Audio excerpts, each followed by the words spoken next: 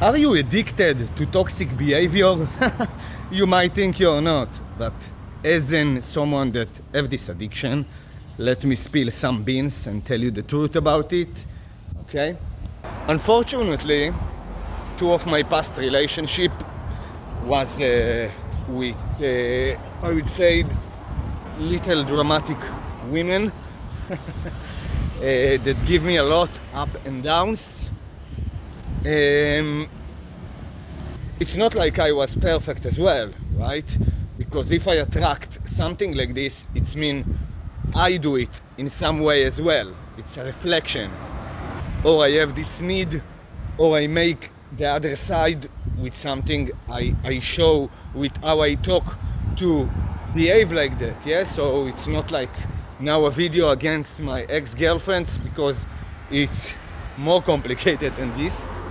And it's, to be honest, a little annoying for me that people a lot of times say they have some issues on a relationship and they say my partner is narcissist, my partner is too toxic, my partner is this, my partner is this.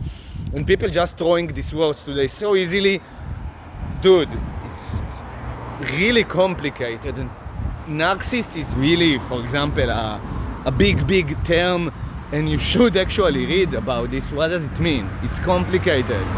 Probably most of the people that are being called narcissists are not narcissists, okay? So anyway, so back to this addiction. So why I came to conclusion I'm addicted to these ups and lows, which people can call it toxic behavior, whatever. Let's not go inside in terms, but why?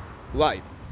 First of all, it's very rewarding biologically, right? When the up is up after the low, so it's higher, the down is lower. So it's creating addiction. Just the way this behavior built, it's creating addiction, period. Even you know deep down inside it's bad, it doesn't matter. It's the same as people, you know, addicted to some substances or alcohol or whatever. It's working the same. It's the same mechanism, almost absolutely. So first of all this, and you know, I'm a person like, I don't know, like the medical community can say ADHD. I don't like this term, to be honest, because I just think that what society calls ADHD is just our brains are wired differently and we need to deal with it. But never mind, this is for another video. So we talk about the biological factor of why it's addicting. The second factor is because okay, for me personally, it's coming from trauma. Because I was grown with, like in a home that there was a lot of fights. I mean, every day there was fights and yells and screaming and whatever. Like, my mom had illness that caused her not to function normally like a mom in the house. So my father needed to be like the mother and the father, and seeing like his wife not functioning, which is hard as well, and is really had nothing to do with that. So that's create a lot of chaos and drama consistently in my home. Now, even though I didn't like this trauma, I didn't like this reality in my home, and I knew it's bad, it didn't matter. These experiences, this reality burned deeply in my mind, and in some level that's what I saw as norm, right?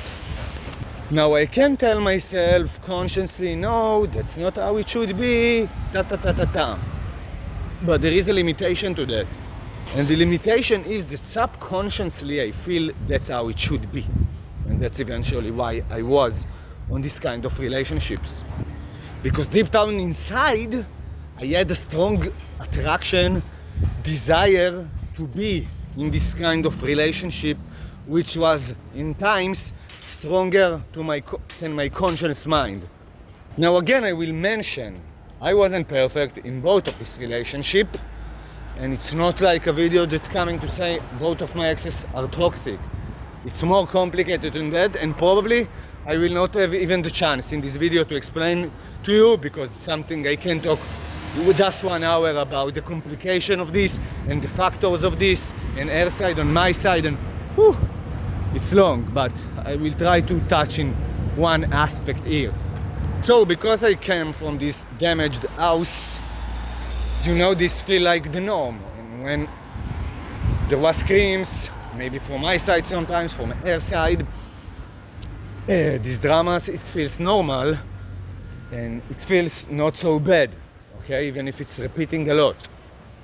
And that's why maybe consciously you're telling to yourself, no, this is not good, this is not fine, no, but you're still staying in this. Because the subconscious is stronger than the conscious mind. And until you will reach a point that you will start to feel in your subconscious, you will start to feel down, deep down inside of you, this is wrong, you will not be able to live that. And I'm gonna give you a tool that helped me a lot. This tool called meditation. Now, before you like, meditation, it's to relax. That's how most of the people doing meditation, and most of the people do not consistent in important habits. You will not see results within your first meditation, within your second meditation, even within a month of meditation, because this is just the like, you're getting accustomed to the feeling you have inside the meditation, and you will get accustomed to that. And it takes time, even 1 to 3 months, right? Just to build the habit, just to understand what you need to feel, just to, you know, try few meditations. It will take you time. What you like, you learn about the frequencies, another video anyway. But in some point, what the meditation do, it's connect you to yourself. Things will start popping on your mind. Dots from the past, present will start connect. And step by step, you will feel more connected deeply to your subconscious, to your deepest things. Because what's happening in meditation, when you become better on it, the subconscious mind, things go up in the meditation. You need to deal with them. Okay, at times I cried on my first, even 2 years in the meditation, because very strong things came and I wasn't knowing in the moment how to deal with them. That's why it's important to be consistent, because if you will be consistent, these ideas will come, and sometimes you will process them during the day, you will have some insights, light bulbs, and sometimes in the meditation the day next.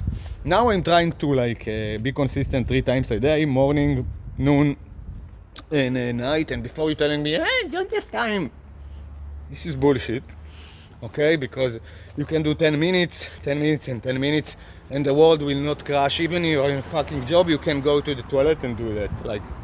Don't find excuses. Just do that if you want to heal. If you don't want to heal, so don't do that. It's fine. It's your choice. Wow, to be honest, I want to talk about more things, but my time is up. So I give you 2 symptoms, 1 tool. Start with that. It's much more deeper than that. Unfortunately, or maybe fortunately, that's what makes the life interesting. So yeah, just do that. Start with the meditation and be conscious of the things I told you. Subscribe for more. If you want a deeper process, you can comment. I will leave a link in the future, because I just came back to doing these videos, which I will explain also in another video. I open a lot of loops for the future, as you can see, because I have a lot of ideas now. And yeah, see you around.